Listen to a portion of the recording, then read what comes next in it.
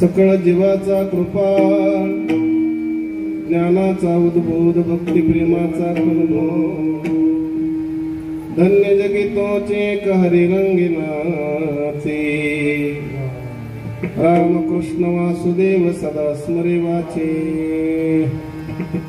विषयी विरक्त दया नाही अपपर सर्वदा संतुष्ट स्वये व्यापक निर्धार जाणीव शहाणीव ओझे सांडोनिया दुरी आपण वस्ती कर वर्ततसे संसारी एकादनादनी नित्य हरीचे कीर्तन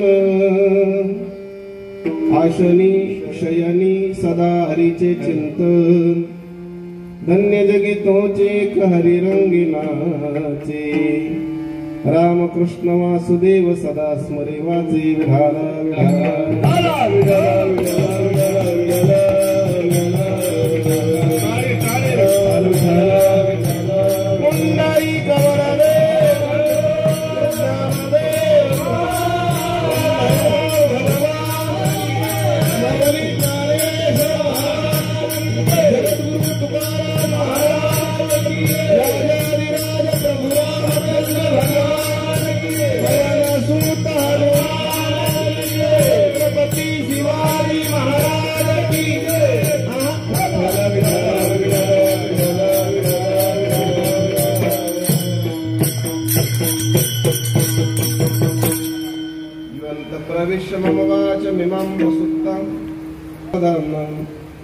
अन्यौ सहस्त्रचरण श्रवणं त्वगादिं प्राणां नमो भगवते पुरुषाय तुभ्यं पंढरीच्या देवराया दंडवत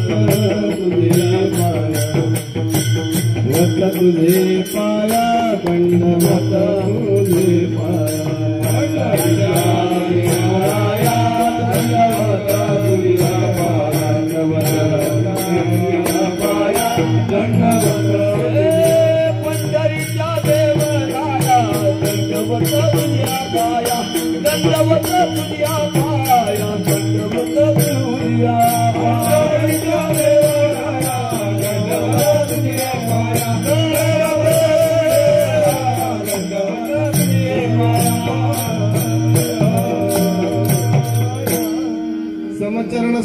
सान्द्रनीलाद्भुताभं जगननीतपानिं मण्डनं मण्डनानां तरुणतुलसीमाला कन्दरूकञ्जनेत्रं सदयधौलहासं विठ्ठलौ चिन्तयामि लोकाभिरामं रणरङ्गधीरं राजीवनेत्रं रघुवंशनाथं कारुण्यरूपं करुणाकरन्दं श्रीरामचन्द्रं शरणं प्रपद्ये या कुन्देलततुषार हारधवलाया शुभ्रवस्त्रानुता या वीणावरदण्डमण्डितकरा या श्वेतपद्मासना या ब्रह्माच्युतशङ्करा प्रभुतुरी दैवै सदा वन्दितां सा मां पातु सरस्वती भगवती निशेषजाड्यापः अलङ्कापुरी पुण्यभूमि तिथि नांदतो ज्ञान राजा सुपात्र तया ठविता नमस्कार माझा श्री सद्गुरु कृपाळुदार माझा ज्ञानोदय कृपाळुदार माझा ज्ञानोदय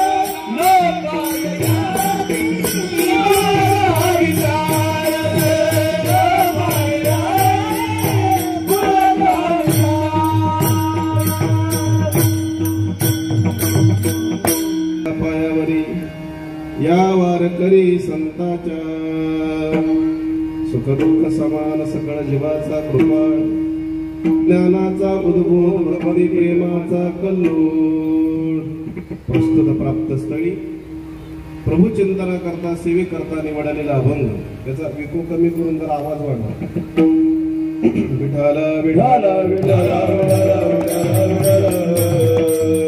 थोडासा आवाजाचा मोकळा करा मोकळा विठाला विठाला विठाला विठाला विठाला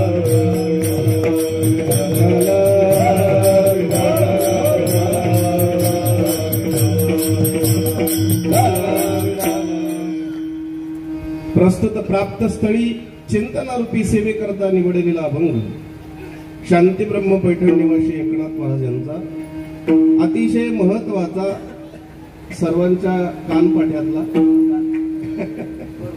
काहींच्या बिगर पाठ्यातला थोडा थोडा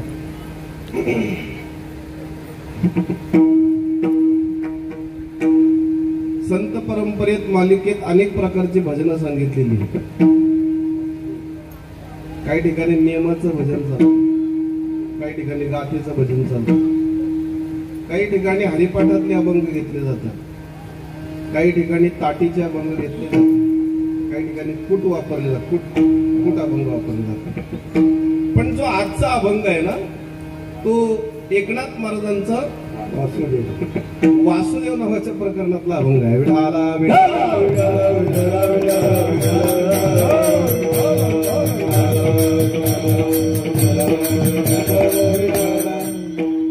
आता नाही पाहायला मिळत. सप्ताह म्हटलं म्हणजे त्याच्यामध्ये काकडा असतो. सगळ्यात गोड भजन जर कुठलं असेल, सगळ्यात गोड भजन पहाटे 4 वाजता काळी 1च्या स्वरामध्ये हा हा हा साखर झोपेमध्ये माणूस असतो आणि कानावर येतो महाराज. काकडा भजन अतिशय गोड आहे, पण आपण झोपेत असतो खेळायला सट्ट्याचा आकडा, झोपायला वाकडा, तो काय करेल काकडा.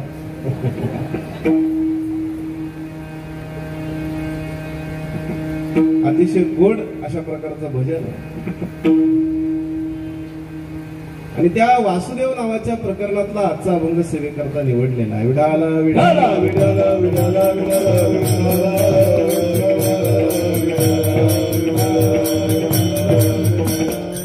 इष्ट अनिष्ट परंपरा रूढी बंद पडाव्यात म्हणून एकनाथ महाराजांनी भारूड नावाचं प्रकरण आणलं. अतिशय गोड आहे ते. कधी पात्राद्वारे समाजापर्यंत कसं पोचता येईल. तत्कालीन समाज 15व्या शतकामध्ये विखुरलेला होता. आजही आपण विखुरलो. काहीतरी आपली मागच्या जन्माची पुण्य आहे म्हणून आपल्याला बाबा पाहायला मिळतात, मार्गदर्शन करायला कबीर बाबा सारखे महात्मे मिळतात, म्हणून तर असं कुठंतरी पाहायला मिळतं. नाहीतर नाही पाहायला मिळत, नाही पाहायला मिळत. खूप छान प्रकारचं नियोजन तुमच्या गावामध्ये होत आहे. अनेक प्रकारचे वारकरी, माळकरी, कीर्तनकार महाराष्ट्राच्या मातीमध्ये रुळत असताना,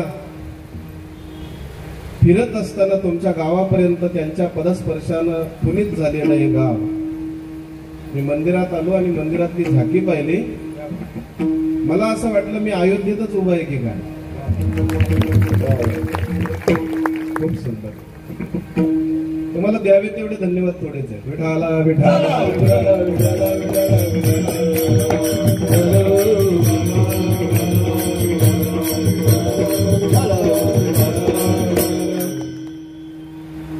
कार्यक्रम म्हटलं म्हणजे महिलांची उपस्थिती जास्तच असते. आणि हा जो वेळ आहे संध्याकाळचा 7 ते 9 तो त्यांच्या मालिकेचा वेळ आहे. म्हणून धन्यवाद दिले. त्यांच्या सोन्यासारख्या मालिका टाकून त्या इकडे आल्या, त्याला लागला धन्यवाद. विठाला विठाला विठाला विठाला.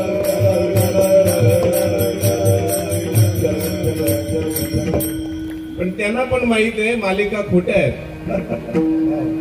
मालिकेतली पात्र खोटी आहेत. काय बनवाबनवी त्याच्यामध्ये सगळी खोटी पात्र आहेत. घरामध्ये भांडणं कशी लावावीत याकरता मालिका. त्याला माहित आहे हे सगळं खोटं आहे, त्या मालिका खोट्या आहेत आणि कीर्तनच खरं आहे म्हणून त्या येऊन बसल्या. विठाला विठाला विठाला विठाला विठाला.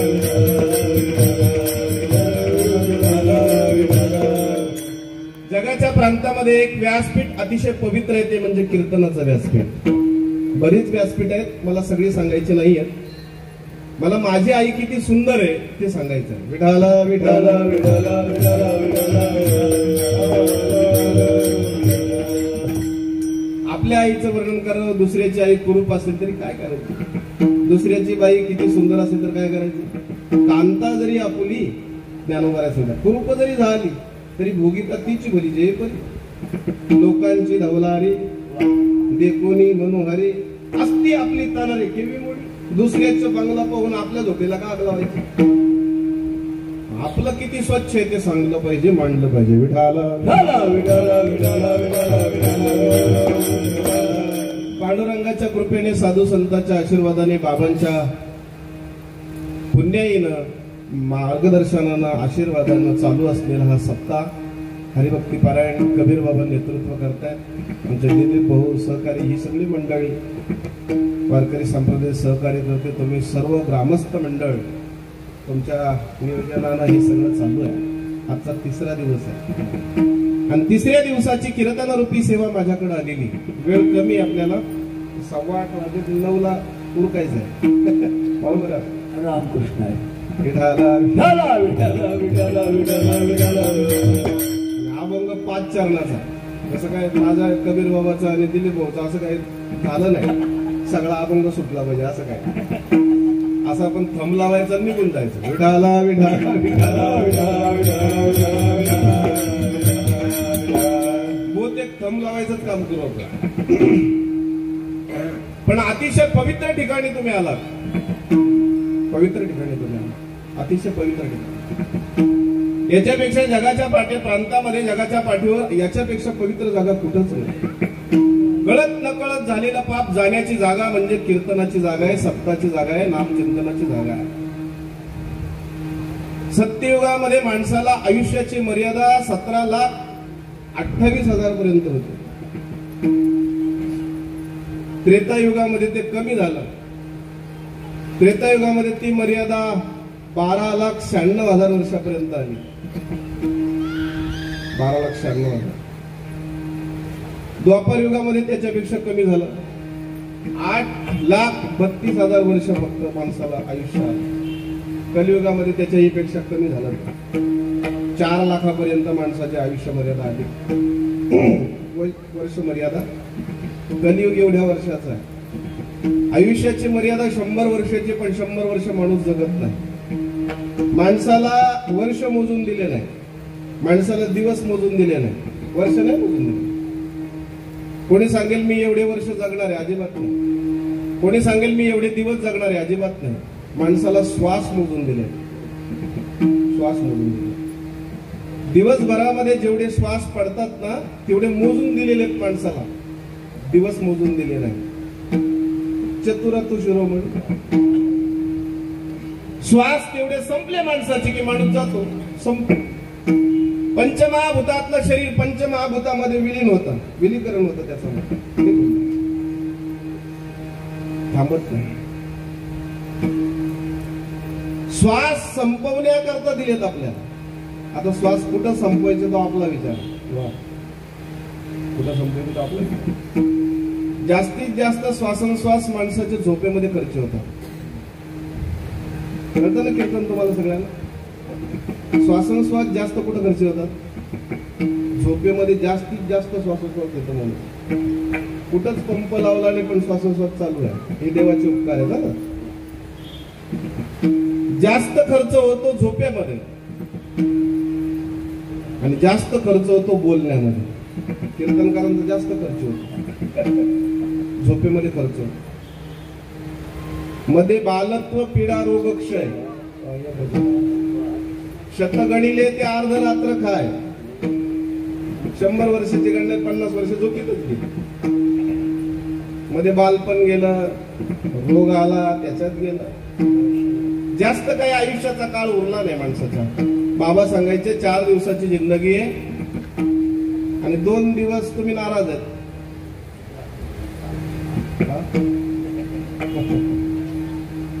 जास्त काळ उरला नाही आपल्या हातामध्ये. माणसाचा काळ, माणसाचा श्वासोश्वास जर या मंडपामध्ये खर्ची झाला इथं आल्यानंतर, तर भगवान परमात्मा त्याचा डबल श्वासोश्वास माणसाला देतो. म्हणून कीर्तनात येऊन बसलं पाहिजे. विठाला विठाला विठाला विठाला फक्त एवढ्याच ठिकाणी सत्कर्मामध्ये जर तुमचा श्वासोश्वास खर्ची झाला, वेळ खर्ची झाला, तर परमात्मा डबल देतो, डबल देतो. बोनस बोनस बोनस देतो. चांगली गोष्ट आहे. एक दिवस जायचंय आपल्याला, पण जात असताना मृत्यू मंगल करायचा आहे. आणि मृत्यू मंगल करण्याकरता हे सगळं चाललेलं आहे. मी माझा काही काळामध्ये आळंदीमध्ये गेलो. आळंदीमध्ये ज्ञानेश्वरीच्या पारायणाला रोज रोज जायचो. तिथे एक रिटायर शिक्षक आला, काठी टेकत पिंपळाच्या पाराच्या बाजूला धक्क्यावर बसलो. ज्ञानेश्वरी हातात होती, उपरणं खांद्यावर होतं, धोतर घातलेलं होतं, डोक्यात टोपी होती. तो काठी टेकत टेकत आला आणि मला विचारलं, बुवा दिसता? बोललो हो बुवा आहे. नाही महाराज दिसता? बोला महाराज आहे. मग काय पोतराज आहे का? महाराज. आळंदीचे दिसता? म्हटलं हा आळंदीचा. कीर्तन करता? बोला हा. बोले माझा एक प्रश्न, तुमच्या वारकरी संप्रदायात काय विशेष? मी त्याला खालून वरपर्यंत पाहिलं. अशी पण माणसं सापडतील बरं का, तुमचं आमचं करणार. ज्ञानोबाईने कोणालाच तुमचं आमचं केलं नाही. ज्ञानोबाई माझी कोणालाच केलं. मी त्यांना विचारलं, मी आमच्या वारकरी संप्रदायाचा विशेष सांगतो, पण तुम्ही करता काय? त्याने सांगितलं मी रिटायर शिक्षक आहे. मी अनुमान लावला, बरोबर आहे, तुमचा प्रश्न रास्त आहे. त्याने मला परत विचारलं, तुमच्या वारकरी संप्रदायात काय विशेष ते सांगा. मी त्याला सांगितलं, आमच्या वारकरी संप्रदायात एक गोष्ट विशेष आहे. 7 वर्षाची मुलगी आई आहे आणि 1400 वर्ष जगलेलं तिचं बाळ आहे. हे वारकरी संप्रदायाचं विशेष आहे. हे जगाच्या प्रांतात कुठंच नाही, कुठंच नाही. त्याने सांगितलं इम्पॉसिबल. शिक्षक होता. इम्पॉसिबल, अशक्य आहे, असं होणारच नाही. मी त्याला मुक्ताबाई महाराजांचं चरित्र वाचायला दिलं. 1 तासात त्याने 2 वेळा ते चरित्र बसून वाचलं. चिकित्सक होता, हुशार, अभ्यासू. शिक्षक लोक अभ्यासू असतात. 1 तासात 2 वेळा ते चरित्र वाचलं आणि त्या चरित्रात त्याला सापडलं. तो जवळ आला आणि पायाला हात लावला. महाराज तुम्ही सांगता ते बरोबर. काय त्या चरित्रात आहे? त्या चरित्रामध्ये मुक्ताबाई महाराजांचं वय फक्त 7 वर्षाचं आहे आणि चांगदेव महाराजांचं आयुष्य 1400 वर्षाचं. 1400 वर्ष जगलेला चांगदेव जवळ आला. मुक्ताबाईचा प्रताप पाहिला आणि मुक्ताबाईला नमस्कार केला आणि मुक्ताबाईला सांगतोय, गुरुपुत्र झालो, गुरुपुत्र झालो,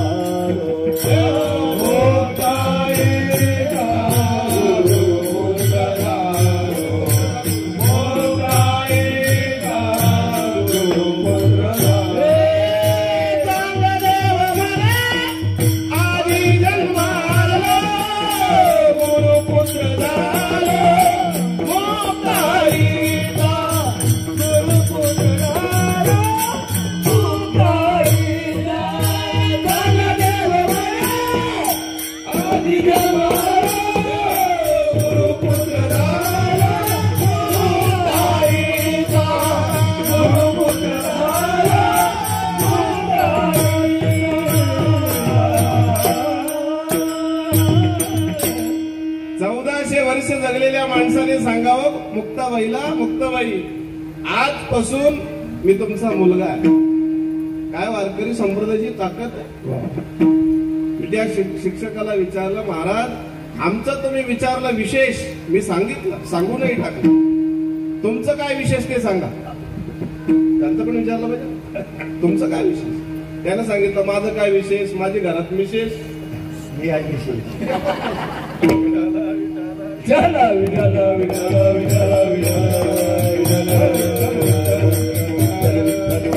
तो काय, कोणी काय, कोणीच सांगू शकत नाही काय विशेष आहे, कोणीच सांगू शकत नाही. पण वारकरी संप्रदाय विशेष आहे. वारकरी संप्रदायात प्रामुख्यानं 5 गोष्टी आहेत महाराज. जगाच्या पाठीवर कुठंच नाही. काय काय, संत, ग्रंथ, पंथ आणि भगवंत इथं आहे. संत, ग्रंथ, पंथ आणि भगवंत, याच्यात आपल्या जीवनाचा अंत. मग पुढच्या जन्मात आपण संत. तसं नाही. इथले ग्रंथ विशेष वाचत चला, वाचत चला.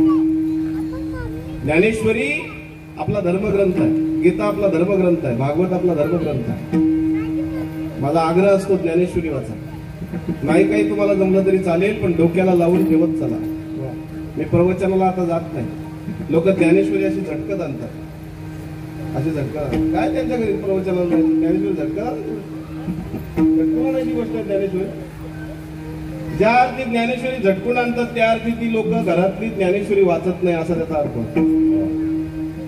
काय प्रवचन सांगायचं त्यांना? ज्ञानेश्वरी वाचली, वाचावी ज्ञानेश्वरी असं नाही, वाचलं पाहिजे. एक माझा मित्र आहे, त्यानं सांगितलं, महाराज आमच्या घरी आहे ज्ञानेश्वरी, मी काय वाचत नाही. मी त्याला सांगितलं, मग तू काय वाचत नाही आता? विठाला विठाला विठाला विठाला विठाला विठाला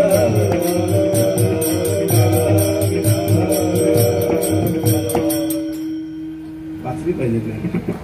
नामा म्हणे ग्रंथ श्रेष्ठ ज्ञान देवी, एकतरी ओरी अनुभवावी. जो श्रद्धेने ज्ञानेश्वरी वाचतो, कृपा करी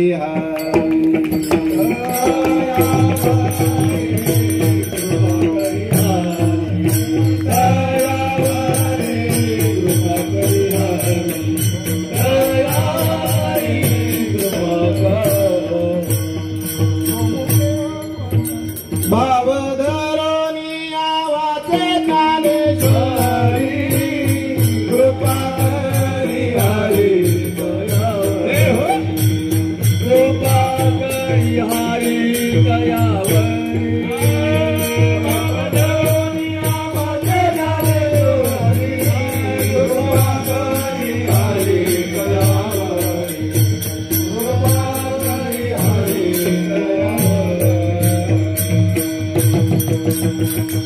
ज्ञानेश्वरी हा श्रद्धेचा विषय असला पाहिजे, भावनेचा विषय असला पाहिजे. देवाची कृपा होते. खूप पवित्र ग्रंथ आहे आणि ग्रंथाने ज्ञान दिलं आपल्याला. आपलं जगणं, उठणं, बसणं, पाचवी, बारसं सगळं ग्रंथाद्वारे चालू आहे. तो अल्लाउद्दीन खिलजी आला ना, चित्तरगडावर आला. त्याला असं समजलं पद्मावती खूप सुंदर आहे. राजा रत्नसिंग राज्य करत होता. त्याची पत्नी होती, तिचं नाव पद्मावती. खूप सुंदर होती. तिनं जर कधी पान विडा घेतला तर घशातून उतरताना दिसायचा, इतकी सुंदर होती ती. त्या अल्लाउद्दीन खिलजीनं असा विचार केला, ही पद्मावती प्राप्त करून घ्यायची, मिळवायची. चित्तरगडाच्या पायथ्याशी तळ ठोकला त्यानं अल्लाउद्दीन खिलजीनं. आपल्या काकाला मारून आला होता. काकाची मुलगी आणली होती. काकाचं राज्य हडप केलं होतं आणि तो अल्लाउद्दीन खिलजी खाली बसला. तळ ठोकला त्यानं. रत्नसिंगाला कळालं. जवळजवळ 3 महिने गेले. 3 महिने काहीच सुचत नाही. जेवढं धनधान्य होतं तेवढं संपून गेलं आणि संपल्यानंतर 3 महिन्यानंतर असा विचार करतोय रत्नसिंग, आता जोहार करायचं. जोहार म्हणजे एकतर मरायचं नाहीतर मारायचं. बहादूर होता. आपले सगळे सैनिक घेतले. 800 राण्या होत्या रत्नसिंगाच्या. 800 राण्या. रत्नसिंगानं सगळं सैन्य घेतला आणि लढण्याकरता निघाला. पद्मावती ताट घेऊन आलं, अक्षरण केलं, निघाला. विजय घोषित करूनच या. विजयाची माल मी तयार करून ठेवते असं पद्मावतीनं सांगितलं. युद्ध झालं. युद्धाप्रसंगी हा रत्नसिंग मारला गेला. सैन्य मारलं गेलं. त्यावेळेस अल्लाउद्दीन खिलजी त्या गडावर चढत होता. एवढ्यामध्ये एक सैनिक पुढे आला. विजयाची माळ, आरतीचं ताट पद्मावतीनं तयार करून ठेवलं होतं. आता निरोप येईल की राजांचा जय झाला आणि त्यानं मी विजयाची माळ गळ्यात टाकेन. एवढ्यामध्ये तो सैनिक पुढे आला. राणीला मुजरा केला आणि समोर उभा राहिला. राणीनं विचारलं काय झालं, तर त्याने मान खाली घातली. राणीला विचार कळाला, ज्या अर्थी मान खाली घातली त्या अर्थी आपला पराजय झालेला आहे. 800 राण्यांनी तयारी केली. चांगली वस्त्र घातली, दागिने घातले आणि चिता रचली. महाराज 800 राण्या होत्या. चिता रचली आणि त्या चितेमध्ये तो अल्लाउद्दीन खिलजी वर चढून आला तर समोर दृश्य पाहतो. 800 राण्या त्या चितेमध्ये प्रवेश करतायत. 800 राण्यांनी प्राणाची आहुती दिली, बलिदान केलं, सती गेल्या. त्यावेळेस त्या अल्लाउद्दीन खिलजीनं डोक्याला हात लावलाय. डोक्याला हात लावून तो खाली बसला आणि त्यानं कोणाला तरी विचारलं, का रे तुम्हाला हिंदू ना हे ज्ञान येतं तरी कुठून? आपली पवित्रपणा जपण्याचं ज्ञान दिलं तरी कोणी? तर बाजूला एक माणूस उभा होता, सैनिक. त्यानं सांगितलं, आमच्या हिंदूंच्याकडे ग्रंथ आहेत आणि ग्रंथाद्वारे आम्हाला कळतंय आमचं शील किती पवित्र आहे आणि ते पवित्र ठेवलं पाहिजे, म्हणून आमच्या राण्या प्राणाची आहुती देत आहेत. प्राणाची आहुती देत आहेत. त्या दिवशी अल्लाउद्दीन खिलजीनं फरमान काढलं, ज्याच्या घरात ग्रंथ सापडेल त्याचा मुंडक शिर कलम करून टाका, मुंडक मारून टाका, हात छाटून टाका. त्या दिवसापासून नामदेव महाराजांचा गाथा आणि ज्ञानोबाची ज्ञानेश्वरी लोकांनी जाळायला सुरुवात केली. ऐका, जाळत असताना तो नामदेव महाराजांचा गाथा उराशी धरला. नामदेव महाराजांचा गाथा वाचला, नामदेव महाराजांचा गाथा पाठ केला. ज्ञानोबाची ज्ञानेश्वरी उराशी घेतली, डोक्याला लावली. अरे आमचा धर्मग्रंथ आहे आणि या धर्मग्रंथामुळे आमचं शील पवित्र राहतं, कुळ पवित्र राहतं, आम्हाला जगण्याची कळा मिळते.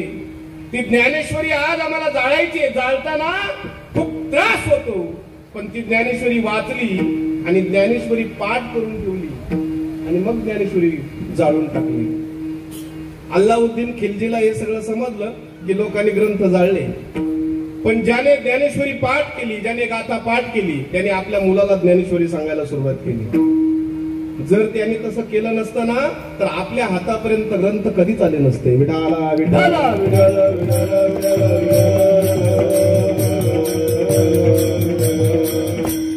ज्ञानोबानंतर 250 सव्वा 200 वर्षानंतर एकनाथ महाराज आहेत.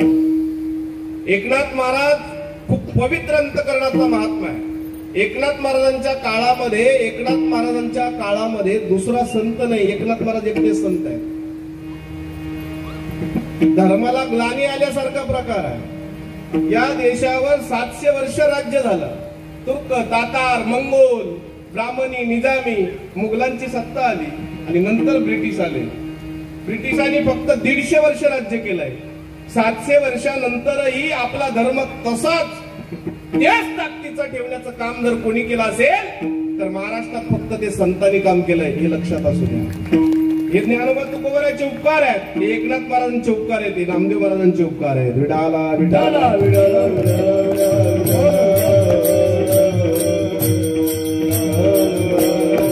सामान्य कामगिरी आहे का? त्या काळामध्ये लोक देव धर्माकडे जात नव्हते.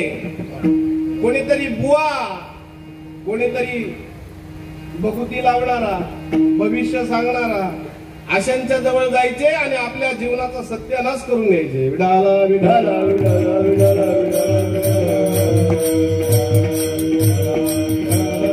एकनाथ महाराजांनी हे सगळं पुसून टाकलं. महाराज 15व्या शतकामध्ये किती मोठं काम एकनाथ महाराजांनी केले जरा तपासा, जरा पहा, म्हणजे लक्षात येईल.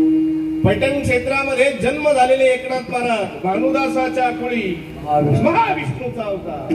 सामान्य एकनाथ महाराज त्या काळामध्ये त्यांच्या ब्राह्मण समाजातल्या लोकांनी त्याला वर येऊ दिलं नाही. पण धर्मावर कुठल्याही प्रकारची हानी येऊ नये म्हणून अतिशय शूद्राच्या मुलाला सुद्धा कडेवर घेतलं. शूद्राला पंक्ती करता बसवलं. तुम्ही आम्ही एक आहोत, तुमच्या आमच्यामध्ये ईश्वर चेतन आहे हे समाजाला जाणीवपूर्वक सांगण्याचं काम जर कोणी केलं असेल तर एकनाथ महाराजांनी. विठाला विठाला विठाला विठाला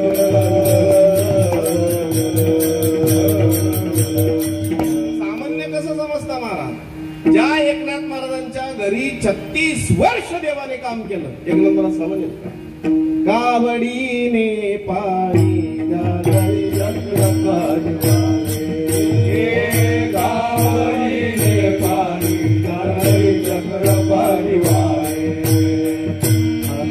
भक्ती भावे निळावंदिताचे पाये, भक्ती भावे निळावंदिताचे पाये.